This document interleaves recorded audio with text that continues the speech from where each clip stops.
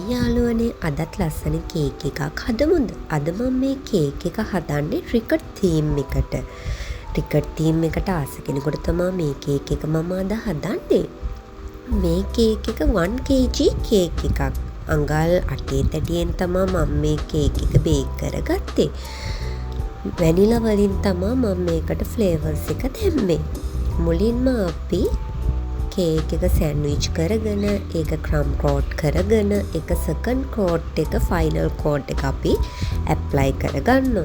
ඊට පස්සේ ඒක හොඳට ස්මූත් කරලා පැලට් නයිෆ් එකෙන් ස්ක්‍රේපර් වතුර එකකට දාලා ටිෂු එකෙන් පිහදලා අපට ආයේ මේක අපි ස්මූත් කරගන්න පුළුවන්.